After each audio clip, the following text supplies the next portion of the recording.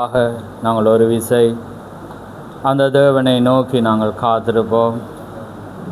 மகா பேசமுள்ள பிதாவே, இந்த மகிமையான இந்த நேரத்துக்காக உமக்கு ஸ்தோத்திரம். ஆம் கர்த்தாவே, இந்த மகிமையான இந்த நேரத்திலே உம்முடைய நேரமாக எங்களோடு கூட இருந்து ஆண்டவரே உம்முடைய கிருபையினாலே இந்த நிமிஷம் மட்டும் எங்களை வழி நடத்தி கர்த்தாவே, நாங்கள் உம்மை பாடி மகிமைப்படுத்தி எங்களுடைய சாட்சிகளை சொல்லி கர்த்தாவே உம்முடைய வார்த்தைகளை உம்முடைய தாசர்களுக்கூடாக தியானித்து கர்த்தாவே இறுதி பகுதிக்குள்ளாக வர மட்டும் உம்முடைய தயவுள்ள கரம் எங்களோடு கூட இருந்த தயவுக்காக உமக்கு ஸ்தோத்திரம்.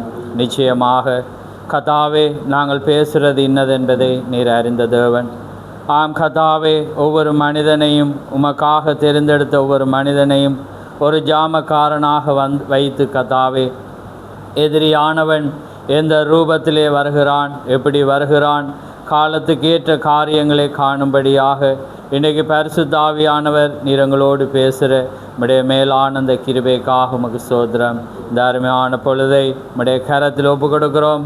இம்முடைய நேரமாக எங்களுக்கு உதவி செய்த தேவன், இந்த இறுதி நேரத்திலும் நீர் உதவி செய்து கர்த்தாவே, முடிவிலே உமக்குள்ளாக ஆண்டவரே அந்த மாமிச ஆகாரத்தையும் பெற்றுக்கொண்டு நாங்கள் கடந்து செல்ல மட்டும் உம்முடைய தயவு இரக்கம் எங்களோடு இருக்க போகிற தயவுக்காக உமக்கு ஸ்தோத்திரம். இந்த வேளை ஆசீர்வதியும், வந்த ஒவ்வொரு பிள்ளைகளையும் நீர் ஆசீர்வதியும், திறக்க போகிற வார்த்தை ஆசீர்வதியும், யாவையும் உம்முடைய கரத்திலே தாழ்த்தி இயேசு கிறிஸ்து நாமத்தில் கேட்கிறோம்.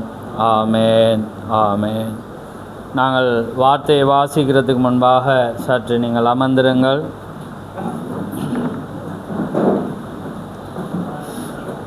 கர்த்தருடைய பரிசுத்த நாமம் மகிமைப்படுவதாக.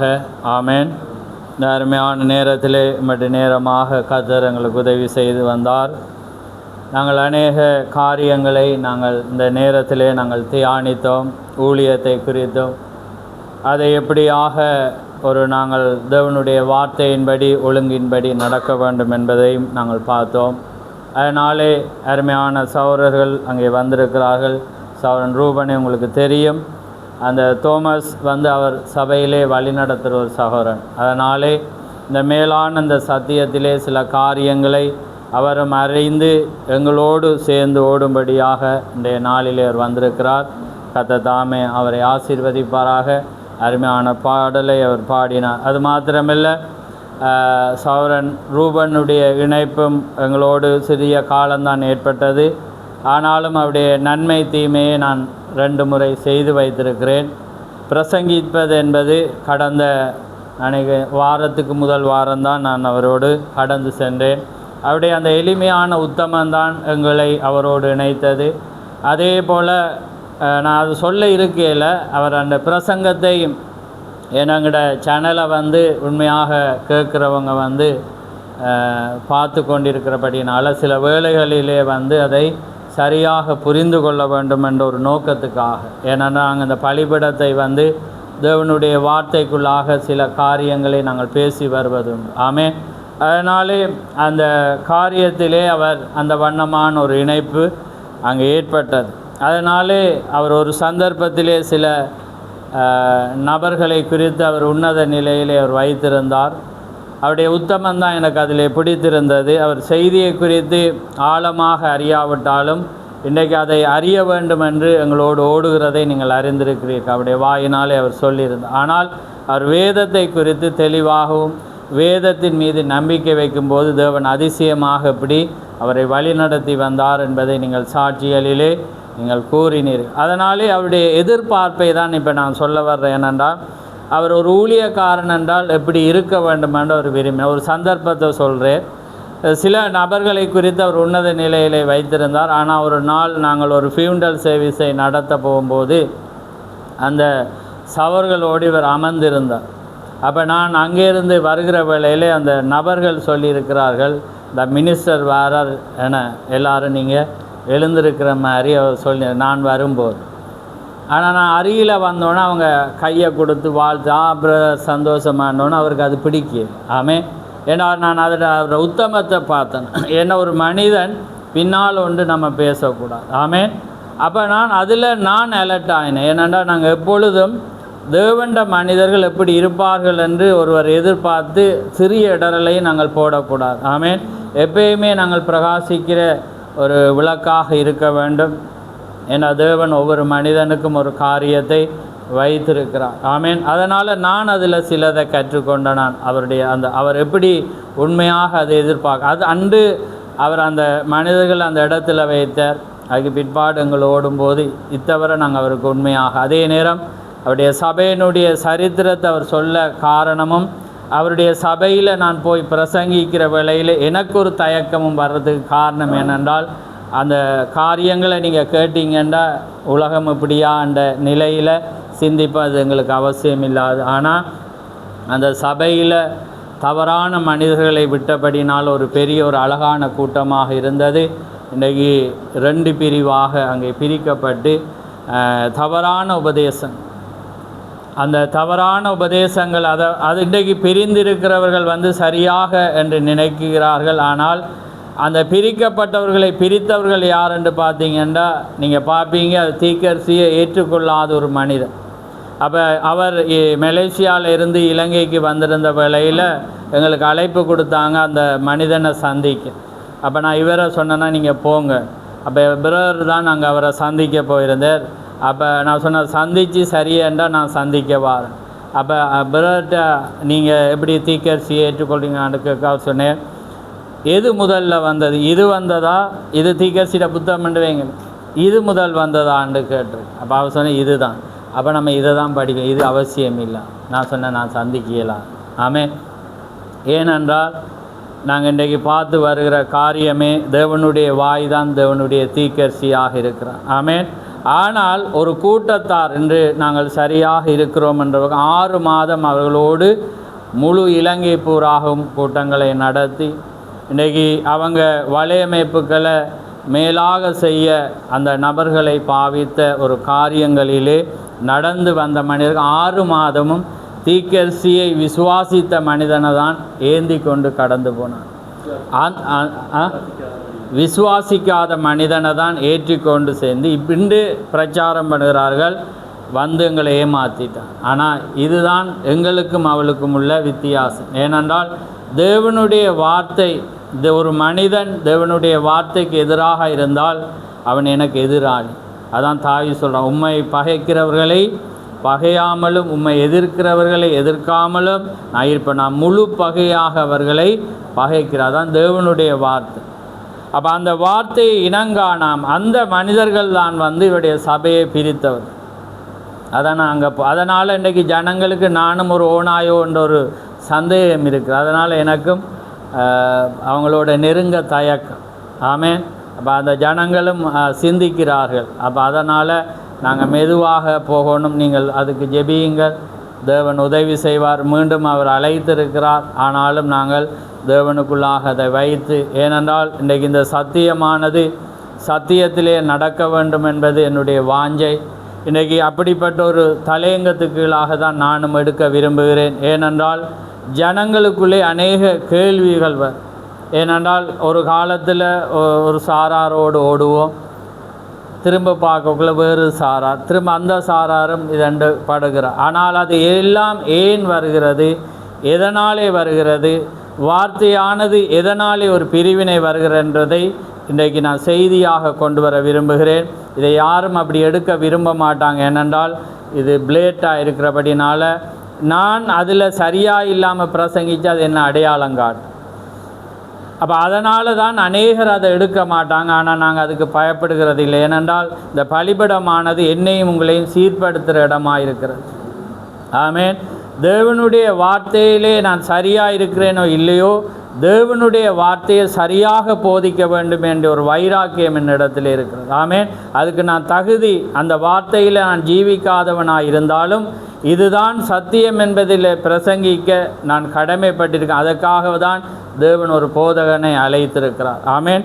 அதனால் இது ஒரு ஆழம் நிறைந்தது. நீங்கள் பரிசுத்தாவியினுடைய உதவியோடு நீங்கள் பார்த்தா மட்டும்தான் கண்டுபிடிப்பீங்க. அப்போ தான் நீங்கள் இந்த ஊழியங்களிலே இப்போ நாங்கள் ஓடுகிறவர்கள் கூட அல்லது அவர்களோடு நாங்கள் விலகி ஓடலாம், அல்லது அவர்கள் எங்களோடு விலகி ஓடுகிறதற்கு காரணத்தை தான் நாங்கள் இன்றைக்கு செய்தியோடு பார்க்க போகிறோம். ஏன் இன்றைக்கு பிரிவினை, பிரிவினைகள், அதுக்காக பிரிவினை ஏற்பட்டவர்களுக்கு பாதிப்பாக நான் பேசையில் அது எனக்கு பிடிக்காத காரியம். ஏன்னா எப்பயுமே தீக்கட்டிய மெசேஜ் என்ன கட்டுப்படுத்துகிறதா, கடிவாளமாக கட்டுறதா இருந்து. இப்போ இடையில் ஒரு காலப்பகுதியில் கிட்டடியில் ஒரு வாரத்துக்குள்ளே 2 ஃபைட் நடந்துருச்சு. அது நாய் பேய் எல்லாம் வந்துச்சு. அப்போ நான் அப்போ போட்ட 2 கட்டிங் தான் அதோடு அந்த யுத்தம் அமைதியாகிடுச்சு. ஏன்னா யுத்தம் நாங்கள் மாமிசமாக எப்பயுமே பண்ணக்கூடாது. நம்ம செய்தி தீக்கட்சி என்ன சொல்லி தந்தாரே, நான் அதை போட்ட கட்டிங் இன்றைக்கு வாசிப்போம். ஏனென்றால் ஒரு உபதேசத்தில் ஒரு மனிதனோடு எனக்கு ஒத்து போகாட்டியும் அவன் மீது தோலை போட்டு நடப்பவன் தான் உண்மையான மனிதன். ஆமேன். அப்போ அந்த வார்த்தை ஒரு தேவனுக்கு பயந்தவன் வர்றக்குள்ள டக்குன்னு ஸ்டக் ஆகிடுவோம். ஏன்னா எங்களுக்கு எப்பயுமே தேவனுடைய வார்த்தை தான் எங்களை சீர்படுத்துகிறதா இருக்குது. அதுதான் ஆலோசனையாக இருக்கிறது. நான் எத்தனையோ மாற்றிருக்கிறேன். என்னுடைய எதிராளிகள் கூட போட்டதில் கூட நான் சலண்டர் ஆகியிருக்கிறேன். வார்த்தைக்காக தவற நான் உணர்ந்திருக்கேன். அதை தான் தேவன் விரும்புகிறார். உங்கள்லேயும் தேவன் அதை தான் விரும்புகிறார். நாங்கள் மேன்மை பாராட்ட எதுவுமே இல்லை. ஆமாம். அதனால் இது உங்களுக்கு இந்த செய்தி அறியும், இதை எல்லா மேய்ப்பர்களும் அறிய வேண்டும். அதனால் அந்த மேய்ப்பர்களுக்குரிய செய்தியை நான் கொடுப்பதினால நான் ஒரு உயர்ந்த மேய்ப்பன் என்று நினைக்காதீங்க.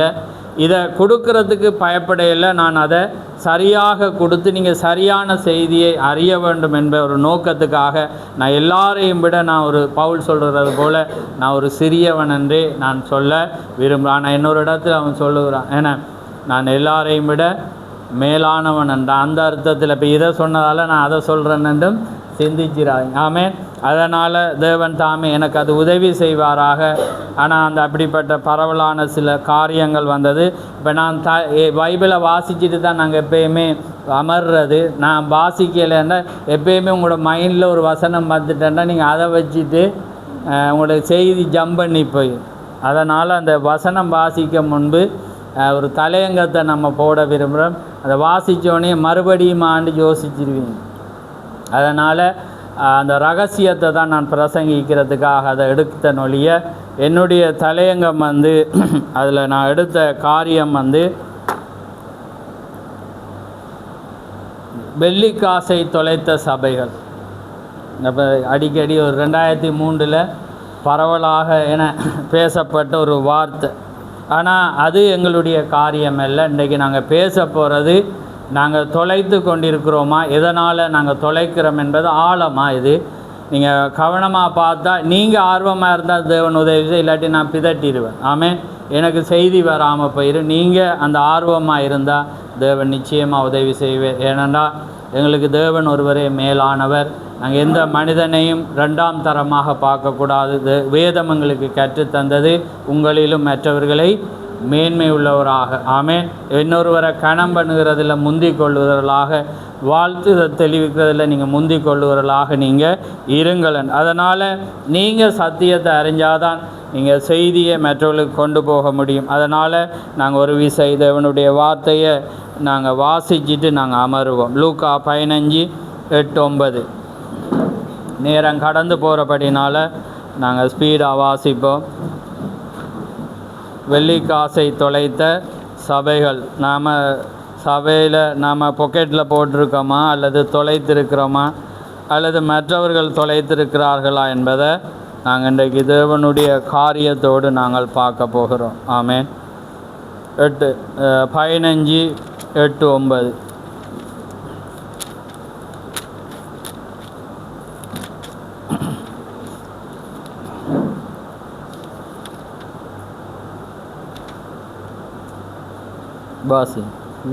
அன்றியும் ஒரு ஸ்திரீ 10 வெள்ளிக்காசை உடையவளாயிருந்து அதில் ஒரு வெள்ளிக்காசு காணாமல் போனால் விளக்கை கொளுத்தி வீட்டை பெருக்கி அதை கண்டுபிடிக்கிற வரைக்கும் ஜாக்கிரதையாய் தேடாமல் இருப்பாளோ?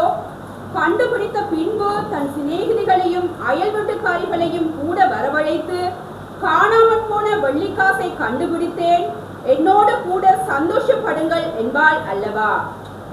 அதுபோல மனம் திரும்புகிற ஒரே பாவி நிமித்தம் தேவனுடைய தூதருக்கு முன்பாக சந்தோஷம் உண்டாகிறது என்று உங்களுக்கு சொல்லுகிறேன் என்றார். ஆமென். ஆமென். காணும். නොහොත් විදි මිල දහසක් ඇති කවර ස්ත්‍රියෙක් ඒ එකක් නැති වුණොත් පහනක් දල්වා ගේ අතුගා ඒක සම්බ වෙන දුර උත්සාහයෙන් නොසොයන්නේද. ඒක සම්භව විට ඈ මිත්‍රයන් අසල්වාසීද කැඳවා මා සමග ප්‍රීති වියල්ලා මක්නිසාද මාගේ නැතුව මෙලය සම්භවියයි ඔවුන්ට කියන්නේය. එලෙසම පශ්චාත්තාප වන්නා වූ එක පෞකාරයෙකු ගැන දෙවියන් වහන්සේගේ දූතයන් ඉදිරියේ ප්‍රීතිය ඇත්තේ යයි නුඹලාට කියමි කීසේක. ආමේන්. ஆமென் ஆமென். யாவரும் அமர்ந்திருங்கள். ஒரு 4-5 தலையங்கத்துக்குள்ளாக நான் பிரசங்கிக்க விரும்புகிறேன். அதாவது இன்றைக்கு நாங்கள் ஒரு மகத்தான ஒரு வாசத்தோடு நாங்கள் ஒன்று கூடியிருக்கிறோம். நாங்கள் ஐக்கிய ஆராதனைக்கு பின்பாக அடிக்கடி சகோதரர்களும் சொல்கிறது, நாங்கள் ஒரு வருடத்துக்கு ஒன்று கூடாமல் நாங்கள் அடிக்கடி ஒன்று கூட வேண்டும் என்ற ஒரு அடிப்படையில் நாங்கள் அந்த உவாச நாட்களிலே நான் கொமனாக போட்ட வேளையில் அது இப்போ இன்ட்ரெஸ்ட் ஆகி இப்போ அது 3 மாதங்களாக என தொடர்ந்து போகிறது. அப்போ அதனால் இப்போ தொடர்ந்து ஓடுகிறது எப்பயுமே பிசாசுக்கு பிடிக்காது. அதனால் அதுக்கு முன்பாகவே நாங்கள் ஒரு எச்சரிப்பை கொடுக்க வேண்டும் என்ற ஒரு நோக்கத்துக்காக தான் நான் இந்த தலையங்கத்தை நான் எடுத்ததுண்டு. ஆமேன். ஏனென்றால் நாங்கள் எப்பயுமே தேவனுடைய வார்த்தை ஒன்று தான் எங்களை வலதுபுறமும் இடதுபுறமும் அசையாதபடி நடத்துகிறதாக இருக்கிறது. ஆமேன். அதனாலே இந்த உவாசங்களை, இந்த மெசேஜை குறித்து நாங்கள் ஏன் உவாசம், ஏன்னா இன்றைக்கி இந்த செய்தியில் அநேக சபைகள் உவாசம் இருக்காததை நீங்கள் காண்பீங்க, உவாச ஆராதனை நடத்தாததை காண்பீங்க. வேதம் அதான் சவரன் சொன்னது போல் இன்றைக்கி எல்லாருக்கும் செய்தி தெரியும், ஆனால் வேதம் தெரியாது. ஆனால் வேதத்தின்படி தான் நாங்கள் நடக்கணும். வேதம் தெரியாட்டி எங்களுக்கு விடிய காலத்து வெளிச்சம் இல்லை என்று சொல்லுகிறது. அவர்கள் சபிக்கப்பட்டவர்கள். அந்த வேதத்தோடு தொடர்பு பட்டது தான் செய்தி. ஆமேன். வேதம் தெரிஞ்சால் தான் உங்களுக்கு வெளிப்பாடு தெரியும். ரைட். இப்போ நாங்கள் ஒன்று கூடி ஆராதிக்கிற ஒரு பலமாக இருந்தது. ஆமேன். இப்போ நான் வாசிக்கிறேன் பாருங்கள். ஆனால் தேவன் ஒரு சேர்ந்து உரையாடலை கூட்டுவார் என்றால், தேவன் ஒரு சேர்ந்து உரையாடலை கூட்டுவார் என்றால் அது உபவாசம், அது பரிசுத்தப்படுத்துதல், ஜெபம், கட்டளைகளை பெறுதல், பிறகு முன்னே செல்லுதல். தேவன் ஒரு சேர்ந்து உரையாடுதல், நம்ம தேவனோடு நடக்கணும் என்று தேவன் விரும்பினேரண்டா அவர் செய்கிற முதல் காரியமே உபவாசம்தான். ஒரு யுத்தத்தை ஜெயிக்கிறது, தேவனோடு நெருங்கிறது, எதுவாக இருந்தாலும் எது முதலாவது? உபவாசம், பரிசுத்தப்படுத்துதல், ஜெபம், கட்டளைகளை பெறுதல் என்று தீர்க்க சொல்கிறார். பிறகு முன்னே செல்லுதல் ஆகியவைகளாகிய இருக்கும். அதுதான் தேவனுடைய சேர்ந்துரையாடல். அப்போ தேவன் ஒரு உரையாடலை சேர்ந்து அவரோட விரும்புகிறேன்டா ஒரு உவாசத்தை விரும்புகிறேன். இப்போ தீர்க்கசி பார்த்தீங்கன்னா இன்றைக்கி மெசேஜில் விசுவாசிக்காத அநேக சபைகள் உவாசம் இருக்குது. ஆனால் ஒரு மனிதன் ஒரு மாதத்தில் ஒரு முறையாவது உவாசிக்க வேண்டும், உவாசித்து தேவன் ஆராதிக்கணும்.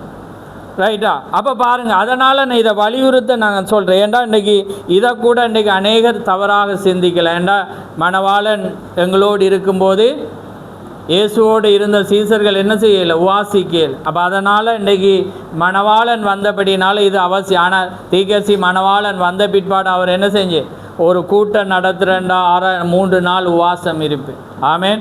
அவர் உவாசம் இருந்து ஆராதித்த ஒரு மனிதன், ராப்போஜனத்தை கடைசி மட்டும் ஆராதித்த ஒரு தீர்க்கசி, அவர் எங்களுக்கு வழிகாட்டியாக இருந்தார். இன்றைக்கி அவர் என்ன சொல்கிறாருண்டா முன்னே ஆகியவை இருக்கு. அதுதான் தேவனுடைய சேர்ந்துரையாடல்.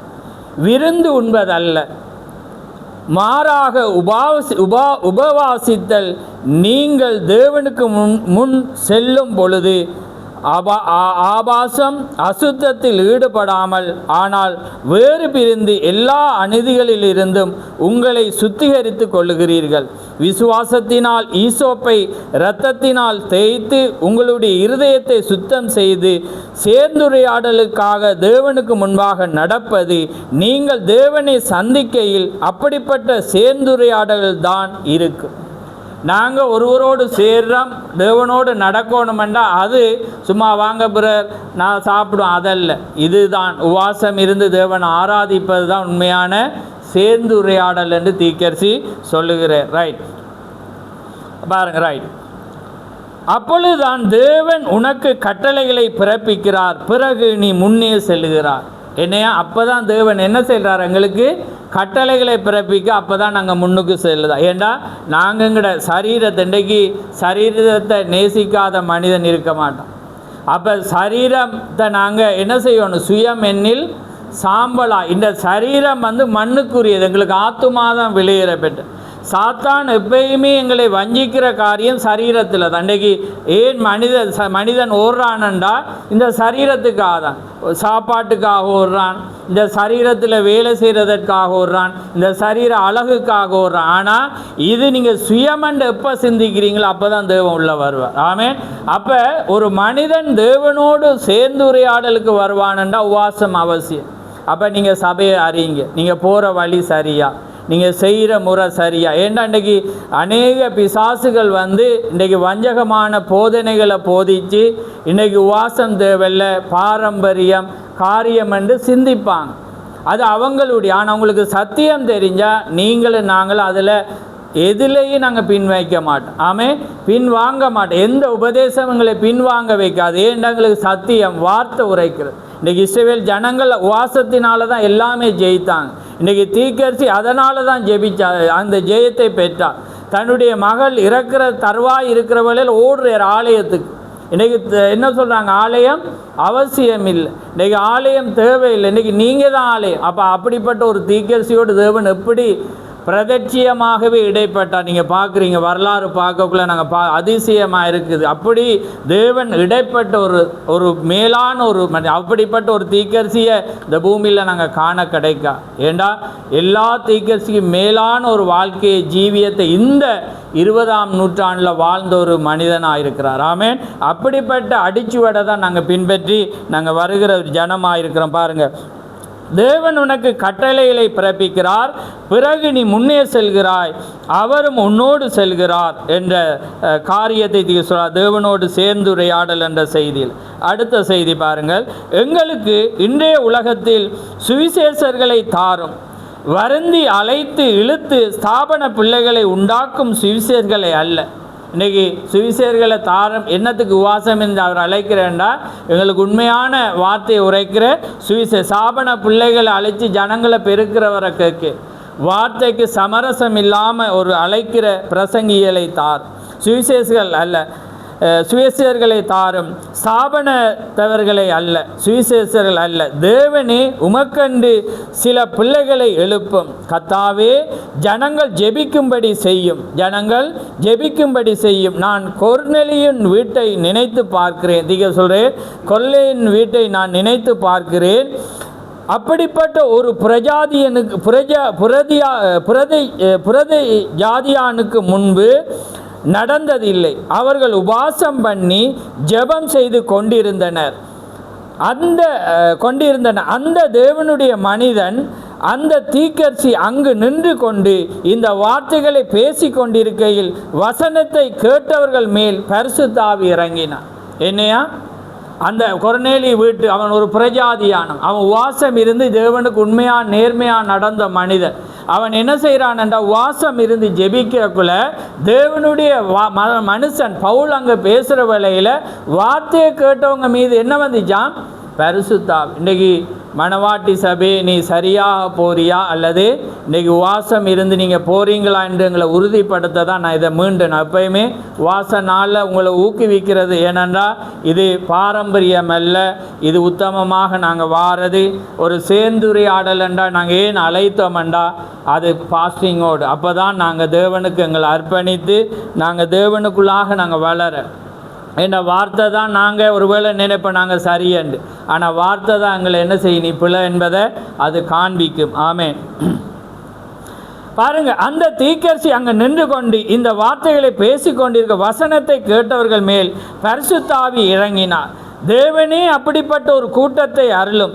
இந்த வார்த்தைகளை பேதுரு பேசிக்கொண்டிருக்கையில், ஓ தேவனே, அவர்கள் ஆயத்தமாயிருந்தனர், அவர்கள் உபவாசம் பண்ணினார்கள். கவனிங்க, அவர்கள் உபவாசம் பண்ணினார்கள், அவர்கள் காத்திருந்தனர், அவர்கள் உத்தமமாயிருந்தனர், அவர்கள் சும்மா காத்து கொண்டிருக்கவில்லை, அவர்கள் பெற்றுக்கொள்ளும் வரைக்கும் காத்திருந்தனர். தேவன் அவர்கள் மத்தியில் இறங்கி வந்து அவர்களுடன் அவரை காணவும் அவருடன் பேசவும் முடியும் வரைக்கும் அந்த அப்போஸ்தலர்கள் காத்திருந்தனர். உலகத்தை முருகலாக பொறித்த இருதயங்களுடன் அவர்கள் வெளியே சென்றனர். அவர்கள் தைரியமாயிருந்து தங்கள் தலைகளை வெட்டப்பட வாய்ப்பு இருந்த இடங்களில் கூட நின்றனர். அவர்கள் உங்களுக்கும் உங்கள் ஸ்தாபனத்துக்கும் மனிதனால் ஏற்படுத்தப்பட்ட ஸ்தாபனங்களுக்கும் செவி கொடுப்பதா அல்லது தேவனுக்கு செவி கொடுப்பதா, எது நியாயம்? நீங்களே நிதானித்துக் கொள்ளுங்கள் என்றனர். அவர்களை போக விட்டவுடனே அவர்கள் மறுபடியும் போய் இயேசு கிறிஸ்து நாமத்தினாலே பிரசங்கித்தனர். புரியுதா உங்களுக்கு? அப்போ பாருங்க, அவங்க என்ன செய்து கொண்டு இருந்தாங்க? உவாசிச்சாங்க, ஜெபிச்சாங்க. அப்போ இந்த மெசேஜ் எங்களுக்கு என்னத்தை கற்றுத்தருது? நீங்கள் எந்த சபைக்கு போகிறீங்க, நீங்கள் போகிற ஸ்தானம் சரியா, நீங்கள் செய்து கொண்டு ஏண்டா திக நீ உறுதி கொள்ளாமல் என்ன செய்யலை? நிச்சயத்து கொள்ளலை. ஏன்னா நிச்சயம் இல்லாமல் என்ன செய்யலாதான்? உறுதி கொள்ள முடியாது, அல்லது உறுதி கொள்ள முடியாமல் நிச்சயத்தை கொள்ள முடியாது. ஆமென். அப்போ பாருங்க, இதுதான் நம்முடைய காரியம். அப்போ பாருங்க, தேவனுடைய காரியத்தை குறித்து நீங்கள் நிச்சயமாக அறியோம். ஏன்னா நாங்கள் இப்போ இதை பார்க்குறதுக்கு முன்பாக நாங்கள் சில அடிப்படையை பார்க்க, அதே அடுத்ததாக இந்த சபையானது எதில் போகிறது, எங்களுடைய செய்தி எதன் அடிப்படையில் வரோம், அதை நாங்கள் பார்க்க போகிறோம். நாங்கள் யாருன்னா, நாங்கள் எதை விசுவாசிக்கிறோம்? எண்ட் டைம் மெசேஜ், கடைசி கால சத்தியம். அப்படி என்றால் தேவன் ஒவ்வொரு யாத்திரையிலும் ஒரு தீர்க்கதரிசியை அழைத்து கொண்டு போனார். அப்போ நாங்கள் போன வாரத்தில் நாங்கள் பார்த்தனாங்க, அங்கே மோசேயை தேவன் அழைக்கும் போது மோசே மரித்த பிற்பாடு யார் தலைமை ஆக்குற? யோசுவா. அப்போ யோசுவா என்ற மீனிங் யெகோவா ரட்சகர். அப்போ அந்த யெகோவா ரட்சகர் இன்றைக்கு எதுக்கு அடையாளமாக இருக்கிறார்? பரிசுத்த ஆவிக்கு. அன்றைக்கு யோசுவா எதுக்குள்ளே வழி நடத்தினான்? கானானுக்குள்ளே. கானான் எதற்கு அடையாளம்? பரிசுத்த ஆவி. அப்போ பாருங்கள், அங்கே ஒரு தலைவன் ஏற்பட்டான், தலைவனுக்கூடாக தான் வெளியே வருகிறது. ஆனால் கானானை பெற்றுக்கொள்ள யார் தலைவராவாரேர்? யெகோவா ரட்சகர். ஆமென். புரியுதா உங்களுக்கு இந்த மெசேஜ்? இப்போ பாருங்கள், இப்போ நீங்கள் உடனே யோசுவா 1ஆம் அதிகாரத்துக்கு திருப்புங்க. இப்போ இந்த சபையை நாங்கள் எங்கே போய்கொண்டிருக்கிறோம், நாங்கள் போகிறது சரியா என்பதை நாங்கள் நிதானிக்கணும். ஏன்னா இது கடைசி காலம், நாங்கள் சரியாக இல்லாட்டி நாங்கள் எங்களை ஆயத்தப்படுத்த வேண்டிய நேரமாக இருக்கிறது. இப்போ பாருங்கள், 8ஆம் வசனமும் 7-8 வாசிங்க.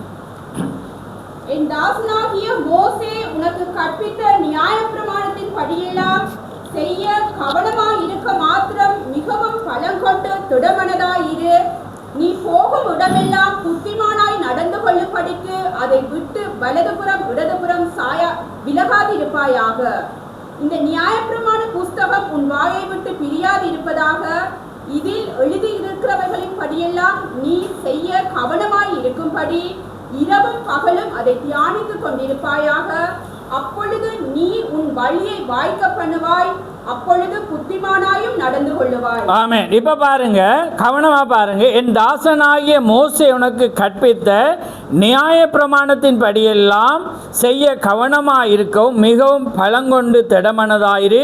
நீ போகும் இடமெல்லாம் புத்திமானாய் நடந்து கொள்ளும்படி அதை விட்டு வலதுபுறமும் இடதுபுறமும் விலகாதிருப்பாயாக. கவனமாக. போன வாரம் நாங்கள் பார்த்தனாங்க, ஆனால் நான் கொண்டு வரது வேற. பாருங்க, இந்த நியாயப்பிரமாண புத்தகம் உன் வாயை விட்டு பிரியாதிருப்பதாக. இதில் எழுதியிருக்க எல்லாம் பாருங்க, நியாயப்பிரமாணத்தை விட்டு பிரியாதிருப்பதாக, உன் வாயை விட்டு பிரியாதிருப்பதாக. இதில் எழுதியிருக்கப்படி எல்லாம் நீ செய்ய கவனமாயிருக்கும்படி இரவும் பகலும் அதை தியானித்து கொண்டிருப்பாயாக.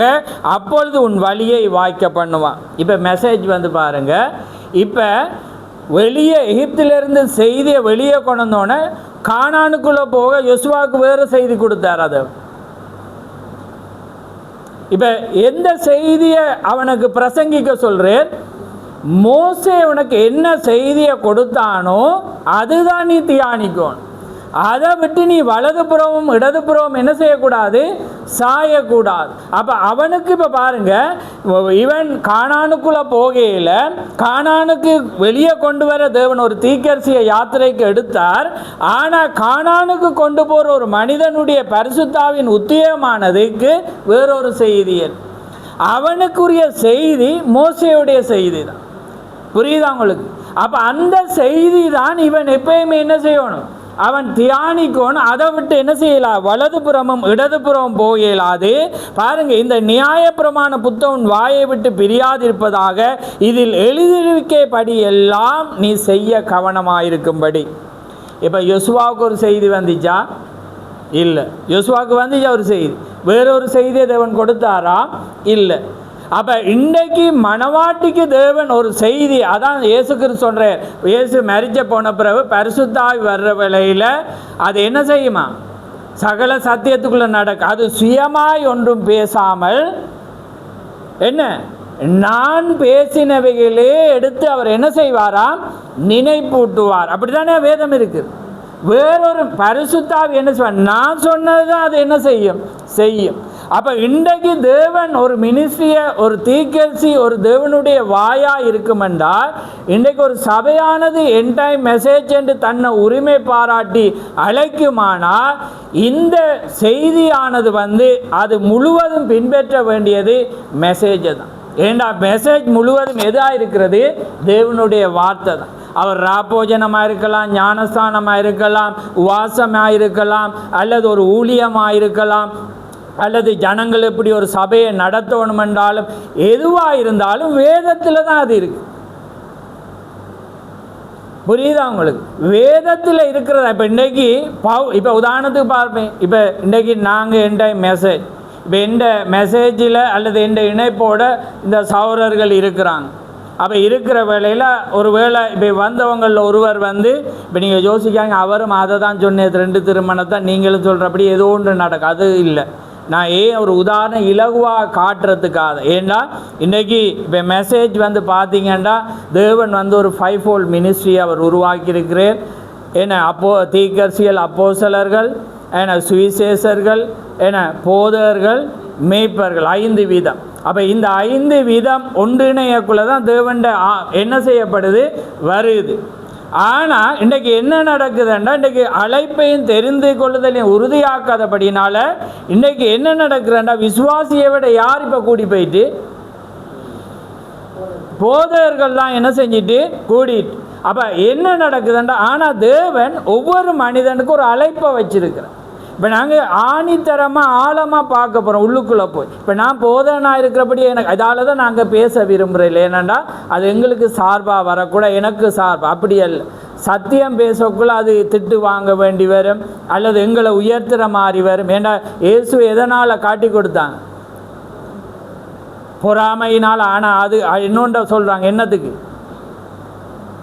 இவன் தன்னை தேவனாக்கி கொள்கிறான். ஏன்னா இவன் தன்னை தேவனாக்கி கொண்டான் என்பது அவனுடைய குற்றச்சாட்டு. அப்போ இதை பேசும்போது ஒருவனை உயர்த்துறதாக தான் இருக்கு. ஆனால் சத்தியம் சத்தியமாக தான் இருக்கு. அப்போ அது எப்போதும் மாறாது. அது எப்பயுமே நேற்றும் என்றும் மாறாது. அது தேவன் ஆதியில் எதை செய்தாரோ அதை தான் மத்தியிலும் செய்வார், வரப்போகிறதுலேயும் அவர் செய்கிறார்.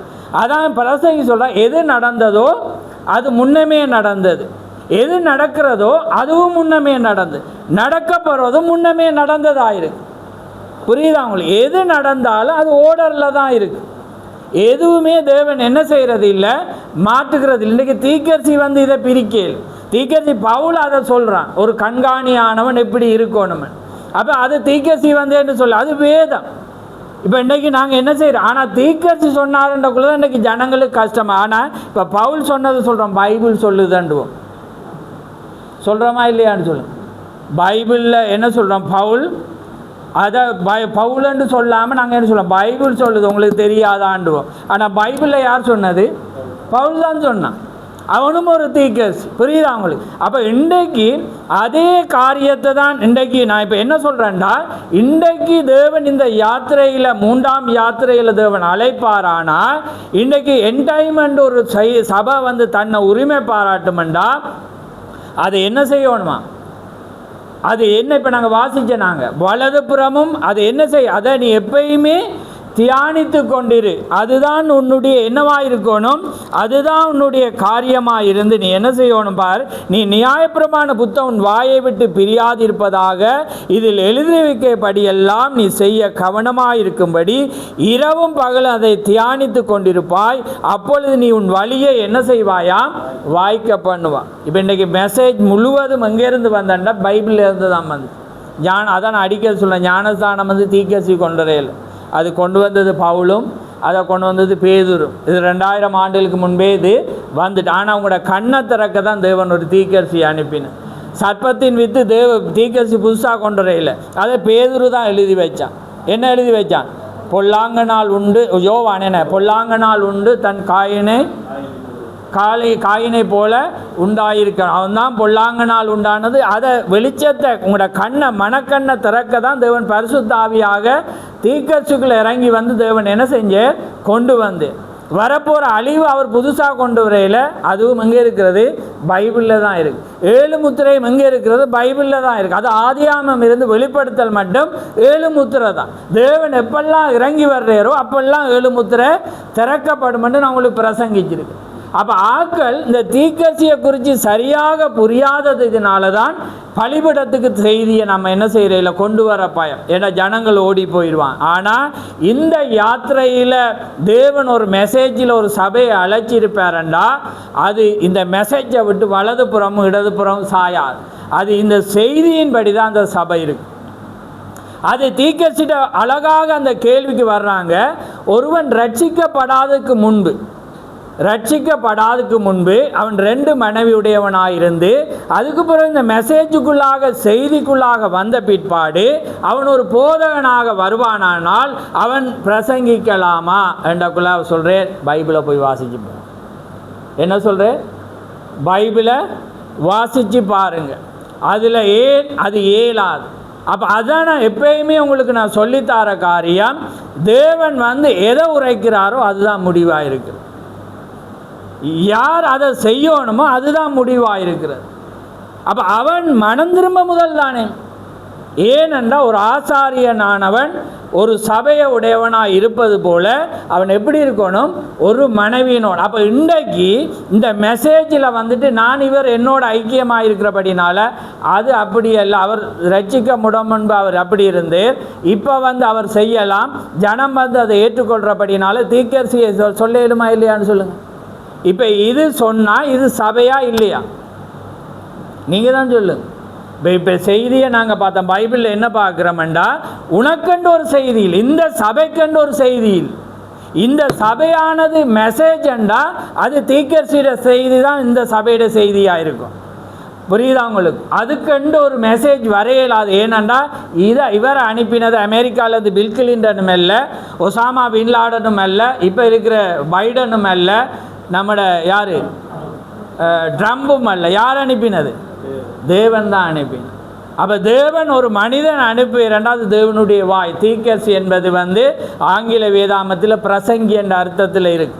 ஆனால் நீங்கள் டிக்ஷனரியில் ஆங்கில அகராதியில் போய் பார்த்தீங்கன்னா அது என்ன செய்யுமெண்டா ஞான சிருஷ்டிக்கார், அதாவது தேவனுடைய வார்த்தையை உன்னுரைப்பவன் என்றதை என்ன செய்யுமெண்டா அது கொண்டு வரும். ஆமென்.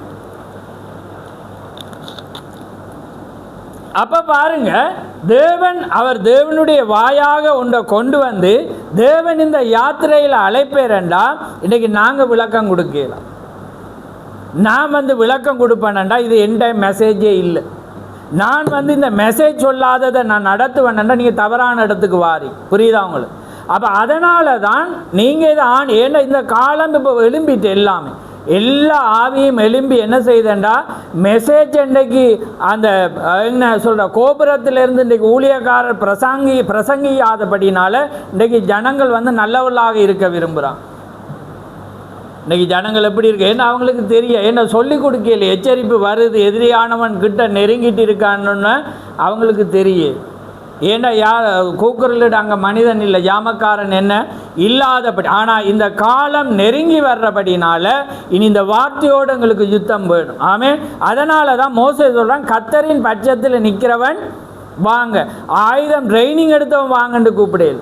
யாரெல்லாம் கர்த்தரை நீங்கள் பட்டயத்தை நல்லா சுழட்டி வெட்டுறவன் வான்னு கூப்பிடல, கர்த்தரின் பட்சத்தில் நிற்கிறவன் வாண்டோன்னு ஒரு குரூப் வருது. வந்தோன்னு சொல்லுவோம் அப்பாவை அம்மாவை தங்கச்சியை தம்பியை போய் வெட்டுன்றான். யார்கிட்ட கையில் கொடுத்து அனுப்புகிறான் பட்டயத்தை? தண்டை சொந்த அப்பாவை வெட்ட யார்கிட்ட போகுது பட்டயம்? மகன்கிட்ட போகுது. இதுதான் வசனம். ஏன்னா உங்களுக்கு பைபிள் நான் தான் சொல்கிறேன்னா நீங்கள் இரவும் பகலும் தியானிக்கிற மனுஷன் பாக்கியவன். நீங்கள் பைபிள் படிச்சிங்கன்னா ஒருவன் அங்கேருந்து வரக்குள்ளேயே நீங்கள் சொல்லி. அதான் இன்றைக்கு இப்படி ஆர்ப்பரிக்கிற ஜனங்கள் வந்து 6 மாதமாக ஒருவனை வச்சிருந்து அறியாமல் இருக்கான நாங்கள் தொலைபேசியிலே அறிவோம். ஆமே, ஏனென்றா பைபிள் தெரியும். ஆமே, ஒருவனோடு பேசும்போது நாங்கள் செய்தியை தியானிக்கிறபடினால தீர்க்கதரிசி என்ன சொல்லி பரிசுத்த வார்த்தை நீங்கள் வாசிக்கோக்குள்ளே தேவன் வந்துடுவேன். ஏன்னா அது அவரோட வார்த்தை. நீங்கள் செய்தி படித்தா தான் அவர் வருவார் என்று. நீங்கள் வார்த்தையை எப்போயும் நேசிச்சிங்கன்னா அது உங்களோடு தான் இருக்குது. அப்போ உங்களுக்கு தேவன் காண்பிப்பு, எந்த கல்லனை அவர் காண்பிப்பு. அப்போது நீங்கள் வார்த்தைக்காக நிற்பீங்க. பைபிள் தெரியாட்டி நீங்கள் ஏமாந்தே போயிடுவீங்க. அதான் வேதம் சொல்லுது, வேதம் தெரியாதவர்கள் சபிக்கப்பட்டவர்கள். விடிய காலத்து வெளிச்சம் இல்லாமல் மத்தியில். ஏன்னா இன்றைக்கி ஜனங்கள் வெளிச்சம் இல்லாமல், விடிய காலத்து வெளிச்சம் இல்லாததுக்கு காரணமே என்ன நடக்கிறதுன்னு தெரியாமல் இருக்கிறதுக்கு காரணமே இந்த பைபிள் தெரியாதபடி. நீங்கள் பைபிளை படித்து பார்த்தீங்கன்னா நீங்கள் அப்படியே எல்லாமே நீங்கள் செய்தி வாசிக்கக்குள்ள வந்து ஈஸியாக இருக்குது. ஏன்னா இதில் சொல்லினது அவர் சொல்கிற ஆக்கள் அதை தவறாக சொல்கிறாங்க. ஆனால் அது மாற்று கருத்தே இல்லை. சத்தியம் வேதத்தை தான் அவர் சொல்கிறாரு இல்லையா. புதுசாக எதையுமே இல்லை. புதுசாக ஒன்று சொன்னால் கொண்டு வந்து காட்டுங்க. எனக்கு எதுவுமே இல்லை. எல்லாமே வேதத்தில் மறைஞ்சது தான். நாமே வேதத்தில் மறைஞ்சது தான் தேவன் என்ன செஞ்சாங்க காண்பிச்சார். அந்த ரெண்டுக்கும் இடையில் இருக்கிற அந்த இணைப்பு துண்டிக்கிறது தான் தேவன் காட்டுறது. இதுதான் நடந்தது. ஆமே, அது மட்டும்தான் அவளிய வேறு எதுவுமே வந்து புதிதான ஒன்றால். அப்போ நீங்கள் போகிறது, நீங்கள் இந்த இடத்துல பிரசங்கிக்கிறத நீங்கள் சிந்திச்சு பாருங்க. ஆமே, ஏனென்றா இது சரியா இல்லாட்டி இன்றைக்கி என் டைம் கடைசி கால மெசேஜ்ண்டா நீங்கள் இந்த செய்தியை தியானிக்காமல் இருக்கீங்க. இந்த செய்தி எது பிரசிக்குதோ அதுதான் உங்களோட நியாயத்தை. அதை வச்சு தான் ஏன்டா அவர் சொல்ல, நீ எப்பயும் உண்ட வாயில் அதுதான் இருக்கும். எப்பயுமே நீ அதை தான் தியானிச்சிருக்கும். அப்போ தான் நீ புத்திமானாய் நடப்ப. அப்போ இன்றைக்கு அப்போண்டா உங்களுக்கு ஈஸியாக இலங்கையில் 100 என் டைம் மெசேஜ் இருந்தாலும் நீங்கள் புரிஞ்சு கொள்ளுவீங்க. அது எப்படி இருக்கிறது, இது எப்படி இருக்குது. வர்றவனை நீங்கள் என்ன செய்வீங்க, ஒரு நகைச்சியோடைய சிரிப்பீங்க. ஏன்னா அவங்க சொல்கிற முறைமைகளை பார்க்கக்குள்ள உங்களுக்கு தெரிஞ்சிடும் அது பைபிளுக்கு பொருந்தாதது, தீர்க்கதரிசியோட மெசேஜுக்கு பொருந்தாது. பைபிள் சொல்லிட்டு மெசேஜை வைப்போம் ஒரு பக்கத்தில். பைபிளே தெளிவாக என்ன செஞ்ச பழைய ஏற்பாடில் இருந்து அது இங்கே மட்டும் சொல்லி, பழைய ஏற்பாடுன்னு சொல்லி புதிய ஏற்பாடுன்னு சொல்லி இது 3ஆவதும் வந்து அங்கே சொல்லி ராப்போஜனத்தை எடுத்துக்கொள்ள. அங்கே பழைய ஏற்பாடுலேயும் சாயங்கால ராத்திரி வேளையில் மத்தியில் இயேசுவும் வந்து செய்ய, திரும்ப பவுலும் வந்து செய்தான். இப்போ தேவன் அனுப்பின மனிதனும் அதை தான் செய்யும். கடைசி மட்டும் இன்றைக்கி 63 வேறு பிரிக்கிறாங்க. அப்போ 63 தான் தேவன் இறங்கி வந்த. அதுக்கு பிற்பாடு இன்றைக்கி வந்தபடினால ஏன்னா அவர் சொல்ல, நான் வருமளவும் என்னை நினைவு. அப்போ இப்போ வந்த பிறகு நினைவு கூறுறீங்க. அப்போ 65ஆம் ஆண்டையே அவர் நினைவு கூர்ந்து நாம் தீர்க்கதரிசிக்கு மேலானவர்களா சிந்திச்சுப்பார். தேவன் முகமாக பிரதிச்சியமாக அவர் வந்து பேசின அவர் ஒரு மனிதர். அப்போ அவரை விட நம்ம உயர்த்துறதான். தேவன்ட வாயே அவர் தான். ஆமென். அப்போ இன்றைக்கு என்னுடைய வேலை வந்து தேவன் எனக்கு இதில் அழைச்சா என்னுடைய வேலை வந்து எப்பயுமே செய்தியை தியானித்து எப்பயுமே பைபிளை பிடிச்சி சட்ட ரூல்ஸ் நியாயப்பிரமாணத்தின்படியோ அல்லது ரூல்ஸ் படியோ அனுதாபத்தின்படியோ இரக்கத்தின்படியோ சிலது இருந்தாலும் நான் வெட்ட வேண்டியது வந்து செய்தியை தான். ஆனால் நான் இறங்கி வந்தோன்னே நான் உங்களோட நடப்பேன். இப்போ நான் அதுக்கு தான் நாங்கள் வரணும். இப்போ பாருங்கள், வெள்ளிக்காசுக்கு இப்போ மெசேஜ் இப்போ உங்களுக்குள்ள ஒரு கேள்வி வரும். அப்போ யாரை மன்னிக்கணும், யாரோட நடக்கணும், யாரோட போகணும் என்றது உங்களுக்குள்ளே வரும் தானே. ஏன்னா தேவன் சொல்ல 7:70 மன்னி என்று உன் அன்பு காணாத என சவனுடைய அன்பு கூறாதவன் காண்கிற சவனுடத்தில் அன்பு கூறாதவன் காணாத தேவனிடத்தில். இன்னொரு பகுதியில் நேற்று ஒரு இடத்துல வாசித்தேன் நாங்கள் என்ன, அவன் சவனுடத்தில் அன்பு கூறுறவன் என்ன செய்கிறான், சர்வாங்க பலியலை விட மேலானது. அதாவது சர்வ அங்க அவன் ஒவ்வொரு பலிய ஆடு மாடு எல்லாமே செலுத்தி வந்தாலும் அதை விட சவனோ அன்பு கூறுகிறது வந்து அந்த பலியை விட என்னையா மேன்மையானதுன்னு இயேசு கிறிஸ்து சொல்கிறார். புரியுதா உங்களுக்கு? நீங்கள் ஆடு மாடு சர்வ அங்கம், இந்த முழு அங்கமும் முழு பொடியும் தேவனுக்காக அர்ப்பணிக்குது. சர்வ அங்கம், அதான் சர்வாங்க தகன பலி என்றால் சர்வ அங்க ஒவ்வொரு அங்கமும் ஜீவ பலியாக நீங்கள் ஒப்பு கொடுக்குறது. புரியுதா உங்களுக்கு? அதான் அதனுடைய அர்த்தம். அப்படி நீங்கள் பலி செலுத்திட்டோம், நீங்கள் சவனோடு ஒற்றுமையாக இல்லாட்டி என்னையா நீ இதை செலுத்தி நீ சர்வ அங்கத்தை கொடுத்தாலும் ஒன்றுமே இல்லை. ஆனால் நீ இதை செய்யாமல் அவனில் நீ அன்பு கூர்ந்தா அது சர்வாங்க பலியை விட மேலான. புரியுதா உங்களுக்கு? அப்போ இப்போ உங்களுக்குள்ள வர அப்போ எல்லாருலேயும் நம்ம அன்பு கூறலாம்ன்ற ஒரு காரியம் வந்து ஏன்னா ஆனால் அது எப்படி வேதத்தோடு நாங்கள் பார்க்க போகிறோம்ன்றதை நாங்கள் பார்ப்போம். இப்போ தீக்கர் சொல்கிறேன் பாருங்கள். இப்போ நாங்கள் மற்ற சபைகளோட தொலைச்சி இருக்கிறோமா அல்லது எங்களோட மற்ற சபைகள் தொலைச்சி இருக்கிறாங்களா என்றதை நாம் இப்போ பார்க்க போகிறோம். ஏண்டா நம்ம எதை நாங்கள் பார்க்க போகிறோம்? ஏண்டா எங்களுக்குள்ளே வரும். ஏண்டா எப்பயுமே எங்களுக்கு ஒரு குற்ற உணர்வு இருக்கும். ஏண்டா நாங்கள் தேவர்கள் அல்ல. ஆனால் தேவர்களாக எங்களை தேவன் பார்க்குறார். ஆனால் அந்த வளர்ச்சிக்கு நான் வரல. ஆனால் நாங்கள் அப்படி தான் இருக்கணும். தேவர்களை போல தேவனோட வார்த்தையை போதிக்கிறவர்கள் தேவர்கள். நீங்களும் தேவர்கள், நானும் தேவர்கள். ஆனால் அந்த தகுதிக்கு வரையலைன்றதை நான் இப்போ மட்டும் நினைக்கிறேன்.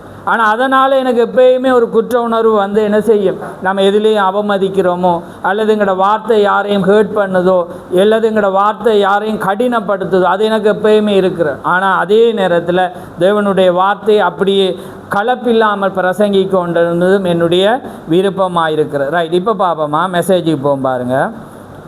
இப்போ தீக்க சொல்கிறேன். நான் அன்றைக்கு அனுப்பின கட்டு கிறிஸ்து இருதயத்தில் இருப்பாரே ஆனால் அப்பொழுது நீங்கள் அந்த மனிதனோடு எவ்வளவுதான் ஒத்து போகாமல் இருந்தாலும், கவனமாக பாருங்கள், கிறிஸ்து உங்களுடைய இருதயத்தில் இருப்பாரானால் அப்பொழுது நீங்கள் அந்த மனிதனோடு எவ்வளவுதான் ஒத்து போகாமல் இருந்தாலும் கவலையே படாமல் நீங்கள் இன்னமும் அவருக்காக அன்பையும் மரியாதையும் கவனிங்க. நீங்கள் நித்திர தூங்கினா எழும்பிடுங்களா? நீங்கள் நிறைய பேர் இது நல்ல மெசேஜ் நீங்கள் எங்கேயுமே கேட்க மாட்டீங்க. ஏன்னா தேவன் பேசுகிற நேரத்தில் கேட்டாதான் இல்லைங்க. நீங்கள் வீட்டை போய் யூடியூப்பை போட்டு பார்க்க அது ஒரு சிலரை தவிர நீங்கள் யாரும் கேட்க மாட்டீங்க. வராதவங்களும் கேட்க அது எல்லாமே சபிக்கப்பட்ட ஜனங்களாக. ஏண்டா தேவன் ஒரு சபையில் இருந்து தான் ஒரு ஜனத்தோடு பேசுவேன். ஆமே, நீங்கள் அதை மட்டும் பாருங்கள். ஏன்னா இன்றைக்கி அவ்வளோ கொண்டு வர இயலாது, கொண்டு வந்த ஆழம் இருக்கிறது. சரியா? இப்போ பாருங்கள், அப்படி வருதுண்டா தயவு செய்து வந்து எழுப்பி நின்று அதை கேளுங்க. ஏனெண்டா நீங்கள் இதை நாளைக்கு இந்த சவரில் அல்லது இந்த சவர்களோடு நாங்கள் விட்டு பிரிஞ்சாலும் யார் சரிப்புலன்றது உங்களுக்கு தெரியும். அப்போ நீங்கள் நியாயம் விசாரிக்க வரணும், ஏன் இது வந்ததுன்னு. ஏன்னா அப்போ தான் ஒருவனுக்கு பயம்பர். அதை தான் இன்றைக்கி நாங்கள் வாசித்த உசியா ராஜா செய்யக்குள்ள ஆசாரியவை சொல்ல, இது உமக்கு அடுத்ததல்ல, இது உம்முடைய வேலையில். ஆனால் உம்மோடு தேவன் இருக்கிற, ஆனால் அது உம்மோட வேலையில், தயவு செய்து உம்மோட வேலையில் இது அவங்க செய்யட்டும்ன்றக்குள்ள அவனுக்கு கோபம் வருது. இன்றைக்கி நிறைய பேர் கோபம் வருது, வார்த்தையை கேட்குறாங்க. அப்போ இப்போ பாருங்கள், இப்போ கவனிங்க. இப்படி நீங்கள் யாரோடையும் ஓட விரும்புகிறீங்களா அல்லது இப்படி ஒரு சவனுக்கு மேலே கை போட விரும்புகிறீங்களா அல்லது அந்த சவரம் உங்களோடு போட விரும்பலையான்றதை நாங்கள் பார்க்கணும். ஏன்னா நம்ம எப்பயுமே எங்களுக்கு செய்தியோடு தான் நாங்கள் யார் சரிப்பில்லை என்பதை வேதம் தான் எங்களுக்கு நிரூபிக்கணும். ரைட்டா? இப்போ பாருங்கள், எவ்வளவுதான் ஒத்து போகாமல் இருந்தாலும் என்னையா எவ்வளோ கொஞ்சம் கூட இவனோட ஒத்து போகாமல் இருந்தாலும் கவலைப்படாமல் நீங்கள் இன்னமும் அவருக்கான அன்பையும் மரியாதையும் கொண்டிருப்பீர்கள். என்னையா நம்ம எப்பயுமே அந்த அன்பும் மரியாதையும் இருக்கு. நான் அநேக சமயங்களில் அநேக மனிதரோடு ஒத்து போகிறது இல்லை. தீக்கர் சொல்கிறார், நான் அநேக சமயத்தில் அநேக மனிதரோடு ஒத்தே போகிறது இல்லை, ஒத்து போகிறது இல்லை. ஆனால் அப்படி இருந்தாலும் நான் எப்பொழுதும் இணங்காமற் போன கருத்தினை கொண்ட எவரிடமாவது நான் என் கரத்தை அவர் மீது போட்டு அவரை என் சவனே என்று அழைத்து அவருக்கு உதவி செய்ய முயற்சிக்காமல் இருந்ததை நான் ஒருபோதும் கண்டதே இல்லை. அவர் கொஞ்சம் ஒத்து போகல, ஆனால் அவர் மீது சவனம் என்று போட்டு அவருக்கு உதவி செய்யாமல் அவருக்காக ஜெபிக்காமல் அவருக்கு ஒத்துக்காமல் நான் போனதே இல்லை. ஏன் யார் இருக்கிறது? தேவன் கிறிஸ்து இருப்பாரானால். இப்போ தான் நீங்கள் இந்த சபை காணும். நான் யார், நீங்கள் யார், எங்களை பிரச்சாரம் பண்ணுறவங்க யார், நாங்கள் ஏன் மற்றவங்களோட ஒத்து போகாமல் இருக்கிறோம், அல்லது நீங்கள் அவங்களோட ஒத்து போகாமல் இருக்கிறீங்களா அல்லது நீங்கள் ஒத்து போக அவங்க உங்களோட ஒத்து போகாமல் இருக்கிறாம் என்பது நம்ம செய்தியிலேருந்து தான் பார்க்கணும். நாம் தேடி போனாலும் அது ஒத்து போகாமல் இருக்கிறது என்றால் நீ இதை ஏற்றுக்கொண்டால் தான் ஒத்து போகிறேன்டா அது கஷ்டம். ஆனால் ஒத்து போகாட்ட அது வேணாம். நாம தேவனால் பிறந்து ஞானஸ்தானன்றப்ப நான் என்ற சகோதரனி உன்னில் அன்பும் வச்சிருக்கிறேன், மரியாதையும் வச்சுன்னு நான் நீங்களும் சொல்லும். இல்லாட்டி கிறிஸ்து எங்களுக்குள்ள இல்லை. ரைட்டா? சரி, என் சௌனே என்று அழைத்து என்னால் முடிந்த அளவு மிக சிறந்த முறையில் இருந்ததை நான் ஒருபோதும் கண்டதே இல்லை. நான் நினைக்கும் காரியத்தின் பேரில் ஒரு கால் அவரோடு கருத்து வேறுபார்ப்பின் ஒத்துப்போகாமல் இருக்கலாம். நான் நினைக்கிற ஒரு காரியத்தின் பேர் அந்த கருத்தின்படி அவரோடு அந்த உபதேசத்தின்படி ஒத்துப்போகாமல் ஒரு கால் நினைக்கும், அதாவது ஒருபோதும் நான் கண்டதில்லை. நான் நினைக்கும் காரியத்தின் பேரில் ஒரு கால் அவரோடு கருத்து வேறுபாடின் பேரில் ஒத்துப்போகாமல் இருக்கலாம். அவர் எதை விசுவாசிக்கிறாரோ அது அவரை போன்று என்று நான் விசுவாசியாமல் இருக்கலாம். அது உண்டாகும் போது நாம் கோபம் கொள்ளவோ அல்லது தீங்கு செய்ய வேண்டுமென்று அல்லது அழிக்கவோ அல்லது வேறெந்த காரியத்தை செய்யவோ கூடாது. நாம் எப்பொழுதும் ஒன்றிணைந்து உருவாக்கவே முயற்சி செய்ய வேண்டும். இப்போ நாங்கள் ஒரு மெசேஜை விசுவாசிக்கிறோம், அவங்க ஒரு மெசேஜை ரைட், அதை நம்ம வைப்போம். நாம் சகோதரர் அப்படி நம்ம அழைச்சோமா இல்லையா? அப்போ நேரம் பிறப்பிச்சது தான் இந்த வெள்ளிக்காசு. ஏன்னா நாங்கள் அந்த மெசேஜ் வந்தோம், ஆனால் அந்த கருத்து தான் சரியண்டு அதை கருத்து ஏற்றுக்கொள்ளலாண்டு அதில் யுத்தம் வரக்குள்ள தான் இன்றைக்கி நாங்கள் சவர்னே என்று போனாலும் என்ன வணக்கம் அல்லது திரும்பி பார்க்காம போகிறேன்டா, இது கிறிஸ்து உங்களுக்குள்ளே இருக்கிறாரா எனக்குள்ளே. இப்போ நான் அதை செய்வேன்டா நான் தவறான, நீங்கள் அதை செய்வீங்கன்னா நீங்கள் தவறானவன். புரியுதா உங்களுக்கு அந்த கருத்தில் நீங்கள் ஒத்து போகாமல் இருக்கலாம், புரியுதாவன, ஆனால் அவங்களில் அன்பு மரியாதையும் உங்களுக்குள்ளே இருக்கும். அப்போ அந்த வெள்ளிக்காசை யார் இப்போ தொலைக்கிறது? புரியுதா உங்களுக்கு? இப்போ யாராவது அந்த காரியத்தில் நாங்கள் தொலைக்கிறோமா அல்லது அந்த சாரார் நாங்கள் இன்றைக்கி அநேக சபை இன்றைக்கி எங்களுக்கு வேதனையாக இருந்தாலும் இன்றைக்கி மெசேஜில் ஏன்னா நாங்கள் இன்றைக்கி அநேக பிரிவினை, இன்றைக்கி பிரிவினையை சத்துரு கொண்டுட்டேன். இன்றைக்கி எதுலேயும் பார்த்திங்கன்னா ஒற்றுமையே இல்லாத ஒரு காலம். என்ன இன்றைக்கி எதுலேயும் எல்லாத்துக்கும் ஈகோ பிரச்சனை. தங்களிலும் வேதம் சொல்லுது உங்களிலும் அவங்கள மேன்மையாண்டக்குள்ள, ஆனால் மாறி நாங்கள் என்ன செய்கிறோம்டா அவங்களில் நான் தான் மேன்மண்டு நினைக்கக்குள்ள என்ன நடக்குதுண்டா அங்கே ஒரு ஈகோ வருது. ஏன்னா அங்கே ஒரு போட்டித்தன்மை வரக்குள்ள என்ன நடக்குதுண்டா அங்கே ஒரு காரியம். ஆனால் தேவன் அவனவனை எதில் அழைச்சானோ அவன் அதில் நடக்கும்போது அதுதான் ஆசீர்வாதம். புரியுதா உங்களுக்கு? அப்போ பாருங்கள், இதை நான் நீங்களும் செய்கிறோம். எங்களுக்கு ஒரு வேளை அந்த சபை ராப்போஜனம் பகலில் நடத்துகிறதா இருக்கலாம், நான் ஒத்து போவேன். நான் அவங்களோட ராப்போஜனம் எடுப்பேன், ஆனால் பகலில் நான் எடுக்க மாட்டேன். அவங்க ராத்திரியில் அவங்க வரக்குள்ளே நான் எடுப்பேன், அவங்களோட ஒத்து போவேன், அவங்கள பிரசங்கிக்க நான் அனுப்புவேன். ஏனெண்டா அந்த காரியத்தில் நான் ஒத்து போகல. ஆனால் அவர் என் சகோதரன், ஏன்னா அவர் இந்த இயேசு கிறிஸ்து நாமத்தினால் ஞானஸ்தானம் பெற்று தீர்க்கதரிசி ஏற்றுக்கொண்டு ஆனால் அதன்படி நடக்காமல் போகிற அதுக்கு ஒத்த வசனம் உங்களுக்கு தேவைண்டா. ஒரு விபச்சாரத்தில் ஒரு கணவன் மனைவி இருக்கக்குள்ள 1 Corinthians 7 வாசிக்கலாம். அதை நான் இப்போ மெசேஜுக்கு ஏன்னா நீங்கள் அதை என்ன பிறர் மாறி பொறுத்துறேன்னைக்குள்ளே நான் அதை வாசித்து காட்டப்போ எப்போயுமே தீர்க்கதரிசியோட மெசேஜ் தான் எங்களுக்கு வெளிப்பாடு. அப்போ அவர் சொல்கிறார் என்னென்னா, இப்போ 1 Corinthians 7 வாசிக்குள்ள ஒரு கணவன் மனைவி இருக்காங்க, விபச்சார காரியத்தில் அகப்பட்டாச்சு. அப்போ அதனால் அவள் இல்லை நான் வேறு பிரியவில்லை, உன்னோட தான் நான் இருப்பேனண்டா. என்னையா அவளோடு நீ நடன்னு தானே வேதம் சொல்லுது, நீ தள்ளி விடையலாம். செய்திக்கு நான் பாரு, செய்தி புரியுது அவங்களுக்கு, பரிசுத்தாவி இருந்தால் புரியும். இப்போ ஒரு கருத்தினை கொண்ட சவரன் இங்கே இருக்கலாம். இப்போ நம்ம ஒரு கப்பில் கொடுக்குறபடினால அது எச்சி வரும். ஏன்னா அதனால் இது எடுத்தா என்ன இப்போ கண்டறியாத வியாதி வாரப்படியாண்டு அமர்ந்திருக்கலாம். ஆனால் அவன் என்ற சகோதரன் அதில் அவன் ஒத்து போகலை, அது அவனுக்கும் தேவனுக்கு. ஆனால் நான் அவனை தள்ளி விடையலை. அதை இயேசுன்னு செஞ்சாரா இல்லையா? ஜூதாசும் உள்ள வச்சு. இப்போ கவனமாக பாருங்கள், இல்லாட்டி தவறி போயிருமா மெசேஜ். ஏன்னா நீங்கள் ஆழமாக இருந்தால் தான் நீங்கள் எல்லாரோடையும் அன்பாக பழகு. நீங்கள் யாரை கண்டாலும் பிரதர் என்று செய்வீங்க, நீங்கள் செய்வீங்க. எதிரி அவங்கள படுகேவலமாக எழுதி போட்டாலும் நீங்கள் அவனை கண்டோன்னு சிரிச்சு நீங்கள் மறந்துடுவீங்க. எல்லாம் டோட்டலே உங்களுக்கு மறந்து அதுக்காக நீங்கள் நன்றி செலுத்தணும். அப்படி இருதயம் உங்களுக்கு தாரண்டா நீங்கள் ஏன்னா நம்மளுக்கு எதிரி யாரும் இல்லை, நாங்கள் தான் எங்களுக்கு எதிரி என்று எங்களுக்கு தீர்க்கதரிசி கற்றுத்தார். ஏன்னா நாங்கள் சிரிச்சிடுவோம். ஏன்னா எங்களுக்குள்ளால் வெளியே இருந்து வரக்கூடாது, எங்களுக்கு உள்ளுக்குள்ளேயே தேவன் படைச்சிட்டேன். வார்த்தை வரக்குள்ள எங்களுக்கு நாங்கள் மாறுறோம். எங்களோட என்ன சொல் களிம்பம் எல்லாம் நெருப்பு சுட்டரிக்க பரிசுத்தாவி சுட்டரிக்க எரிக்க எங்களை சுற்றி தங்கத்தை அர்ஜுனா சொல்கிற தங்கம் இல்லை, ஏன்னா இந்த தங்கத்தை சுற்றி இருக்கிற ஏன்னா எல்லா களிம்பமும் எரித்தவொடனே நாங்கள் தங்கமாக ஜொலிப்போம். ஆமே. அப்போ அதுதான் காரியம், அது பரிசுத்தாவியால் மாத்திரம்தான் செய்யும். ஆமே. அப்போ பாருங்க, இப்போ பாருங்க, அப்போ வேதம் என்ன சொல்லுதுண்டா அதை வாசிக்க போகிறீங்களா? யோசிக்கிறீங்க. 1 Corinthians 7 நான் அதை முடிக்கலான்னு நினைக்கிறேன். என்ன அரைவாசிக்கு வரல, ஆனால் டைம் போகுது, பிறராக்கள் போகிறோம். இப்போ பாருங்கள், நான் சரி இப்போ பாருங்கள் 1 Corinthians 7 மற்றவர்களை குறித்து கர்த்தர் அல்ல நானே சொல்கிறதா, சௌரன் எனப்பட்டவன் மனைவி அவிசுவாசியாக இருந்து அவனோடு வாசமாயிருக்க அவளுக்கு சம்மதம் இருந்தால் அவளை தள்ளிவிடாதிருக்க கடவன். அப்படியே ஒரு ஸ்திரீனுடைய புருஷனும் அவிசுவாசியாயிருந்தும் அவளோடு கூட வாசமாயிருக்க அவனுக்கு சம்மதமாயிருந்தால் அவனை தள்ளிவிடாதிருக்க கடவள்.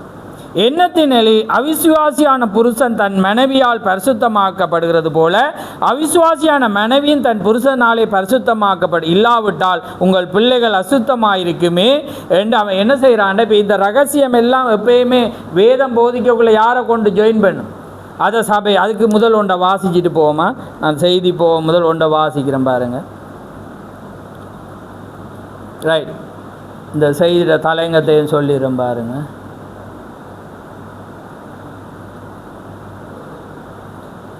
அதாவது அது ஏன் மேய்ப்பர்களாக இருக்க வேண்டும் என்ற செய்தியில் 64ஆம் ஆண்டில் சொல்கிறார் பாருங்க.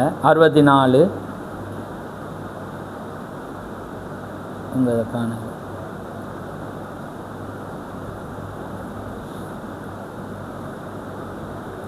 இப்போ தான் வந்து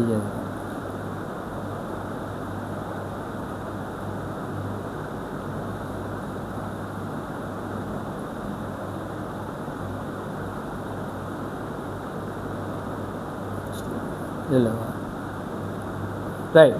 இப்போ பாருங்கள், தெய்வ பயத்தோடு ஒருவருக்கொருவர் கீழ்ப்படித்திருங்கள். எது எந்த வசனம்? எபேசியர். சரியா, எபேசியர் 5:21. உங்களை சமர்ப்பியுங்கள், வேதாமத்தில் கீழ்ப்படியுங்கள் என்று குறிப்பிடப்பட்டுள்ளது. அதாவது எந்த தமிழ் வேதாமத்தில். ஆங்கிலத்தில் உள்ளத்தின்படி ஒப்புக்கொடுங்கள். ஒருவருக்கொருவர் தெய்வ பயத்தோடு கீழ்ப்படிந்திருங்கள் என்று தமிழ் வேதாமத்தில் இருக்குது. ஆங்கில வேதாமத்தில் என்ன இருக்குது? ஆங்கிலத்தில் உள்ளத்தின்படி ஒப்புக்கொடுங்கள். உங்களே என்ன செய்யுங்களாம்? யாருக்கு? கடவுளுக்கு ஒப்புவீங்கள். ரைட் என்று கூறலாம். ரைட்.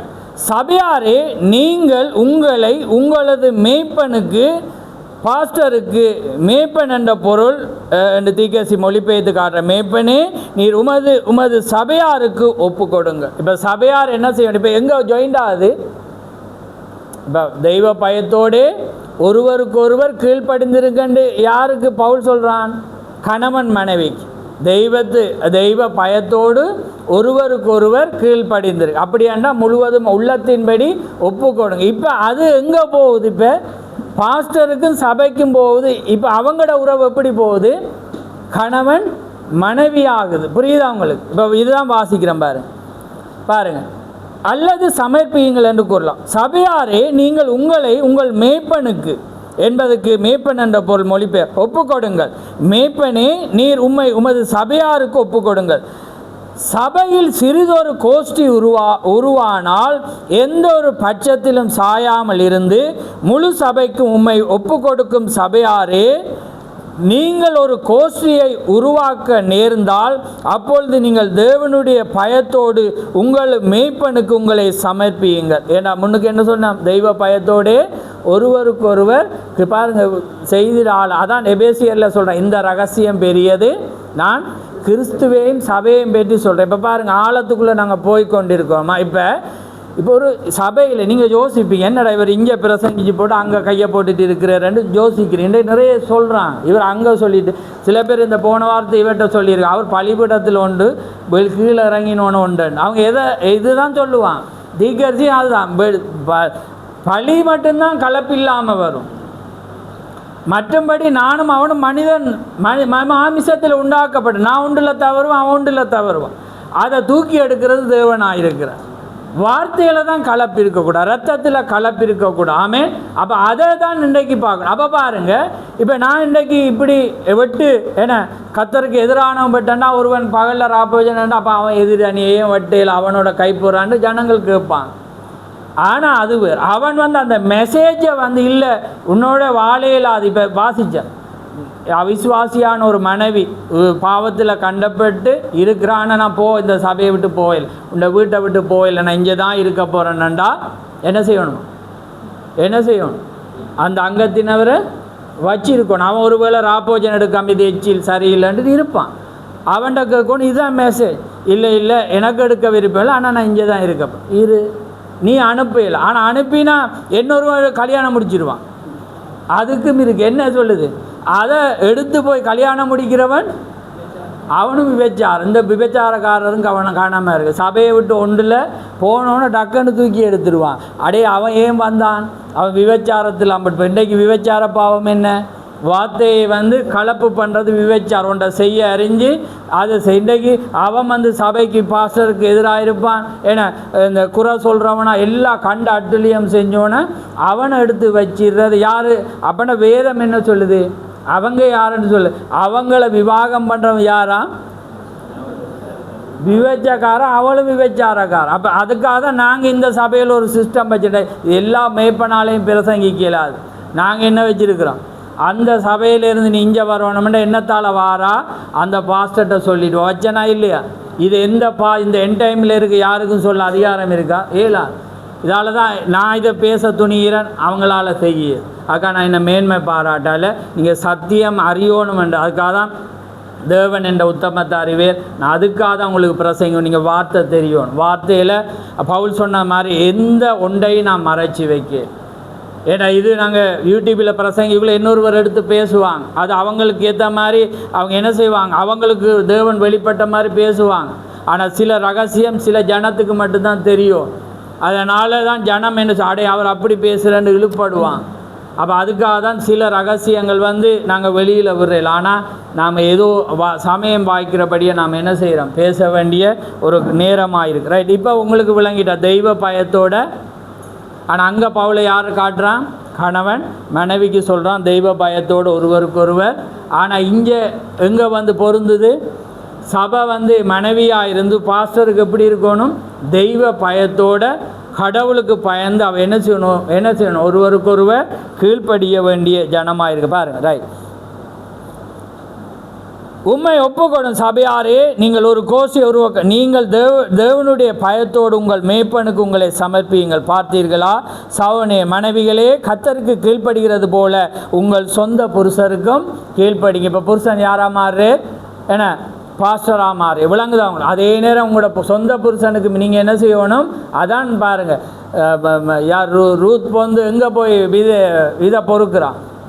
வேறொரு வயலில் போய் பொறுக்கிறாவா? அதான் தீக்க சொல்ல ஒரு மனிதனுக்கு ஒரு சொந்த சபை வேணும். அந்த சபை தண்ட சபையாக நினைக்கும். ஆமே. அதுக்கு வந்து அவட இனத்தாண்ட போகும். நீங்கள் இனத்தான் இல்லாத சபைக்கு போனால் அவன் உங்களை காப்பாற்ற மாட்டேன். இன்றைக்கி அநேகர் தவறான சபைக்கு போய் முழுசிட்டு இருக்கிறோம். ஏன்னா அது வந்து உங்களோட இனத்தானில் உங்களோட நெருங்கிய இனத்தாண்ட தான் போகணும். அப்படின்னா என்ன அர்த்தம்? வார்த்தை நீங்கள் எதை விசுவாசிக்கிறீங்களோ அந்த இனத்தாண்ட வரணும். அவங்களோட இனத்தான் யார்? போவாஸ். அந்த போவாஸ் யார்? இயேசு கிறிஸ்து. அவர் வார்த்தை மட்டும்தான். நாமே அந்த வார்த்தையிட்ட தான் நீங்கள் என்ன செய்யணும்? வரணும். ரைட். பாருங்கள், எத்தனை பேர்கள் இதை அறிவீர்கள்? திகழ்ச்சி அது மிகவும் சரியாக இருக்கிறது. ஆமே. வேதாமம் ஆதியிலே இவ்வாறு கூறியுள்ளது, இதுவரையிலும் அவ்வாறே இருந்து வருகிறது. மனைவிகளே, கர்த்தருக்கு கீழ்ப்படுகிறது போல உங்கள் சொந்த புருஷருக்கு கீழ்ப்படிங்கள். கிறிஸ்து சபைக்கு தலையாயிருக்கிறது போல புருஷனும் மனைவிக்கு தலையாயிரு. அவரே சரீரத்துக்கு இரட்சகருமாயிருக்கிறார் இருக்கிறார். பாருங்கள், அது